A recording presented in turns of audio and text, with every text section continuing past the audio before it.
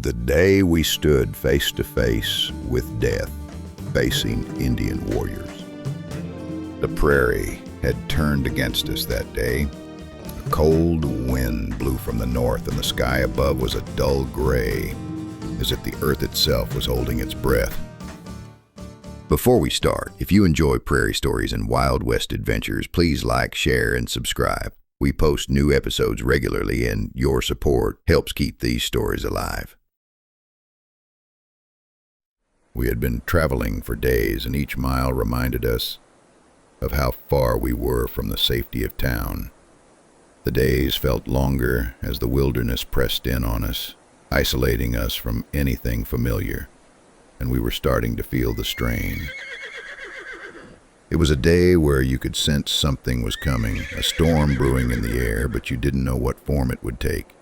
Then, we saw them. At first, it was just a flicker of movement in the distance. Something swift and fleeting. Figures darted through the trees. Too fast, too silent. My heart skipped a beat. I knew what they were. We all did. Indians! The wind howled louder, cutting through the landscape as if warning us of what was to come. Pa gripped the reins tighter, his jaw set. "Stay calm," he said, his voice low and steady. But I could feel the tension in the air, a heaviness pressing against my chest. Ma pulled Annie close to her side, her eyes wide with fear.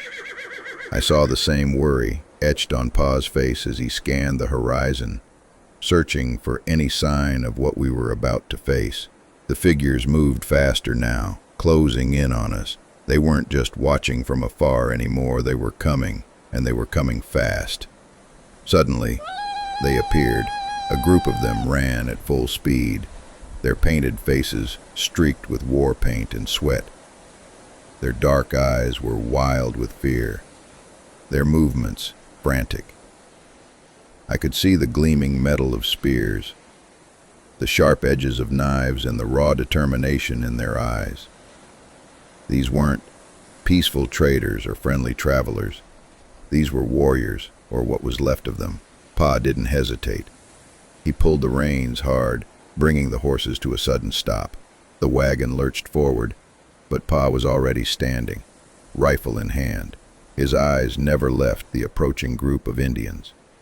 I could hear my breath coming in short gasps, and my heart hammering in my chest. I felt the cold sweat running down my back. The Indians slowed as they neared us, their eyes flicking from one of us to the next. There were 6 of them, all men, their bodies hardened from years of battle and survival. They stopped just short of us, their breath coming fast in the cold air. The silence between us felt suffocating, thick with fear and suspicion. One of them, a tall man with a scar running down his cheek, stepped forward.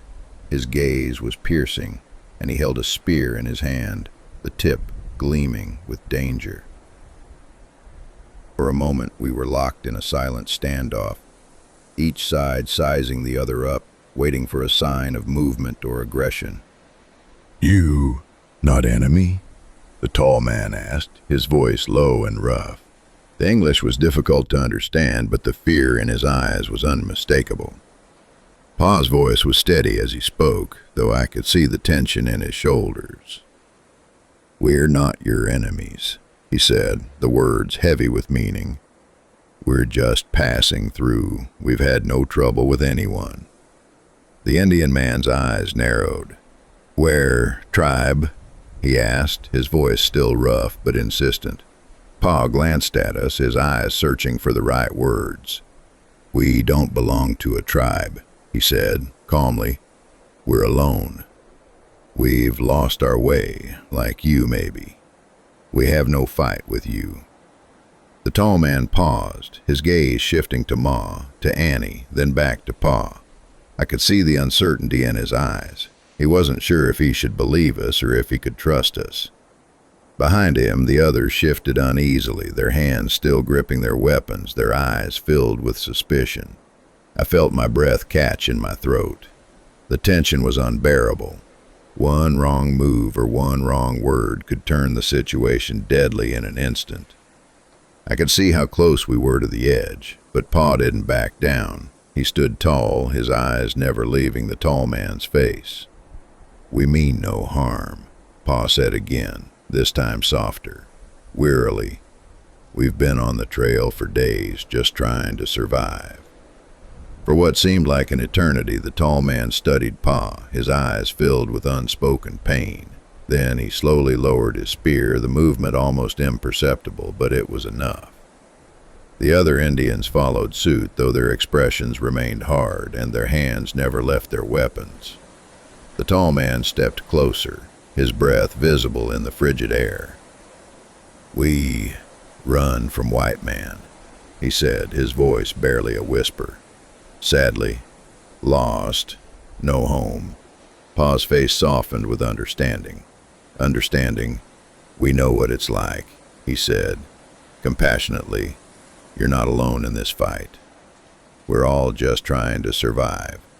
The Indian's gaze flickered with something, not just anger, but deep sadness. He glanced at his companions, who were watching us with wary eyes. Then, after a long pause, he nodded. Hesitantly, "We share food?" he asked, his voice hesitant but hopeful. It was a simple question, but it felt like the turning point, the moment we stopped being strangers and became something more. Ma didn't hesitate. She reached into the wagon, pulling out what little we had left. Dried meat, bread, and a few beans. We didn't have much, but in that moment it felt like enough. The Indians gathered around, their movements cautious at first, but the exchange was quiet and respectful. They ate in silence, their eyes flicking between us and the food. For the first time, I saw something other than suspicion in their eyes. There was gratitude there, quiet, almost imperceptible, but it was there. The tall man, now standing taller and more at ease, spoke again.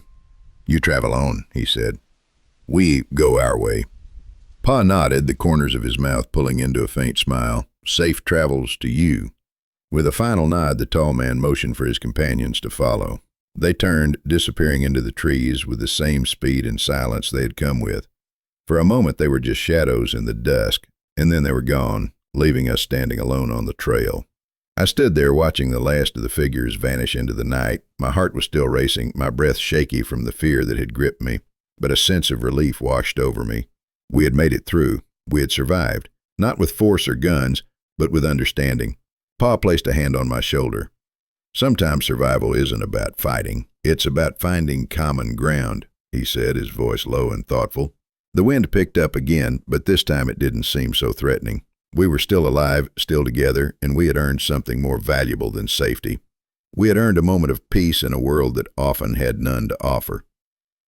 If you enjoyed this story, don't forget to like, share it with someone who loves frontier tales, and subscribe for more Wild West adventures. And feel free to leave a comment. I'd love to hear what you think.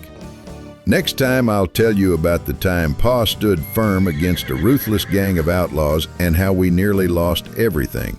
But that's a story for another fire.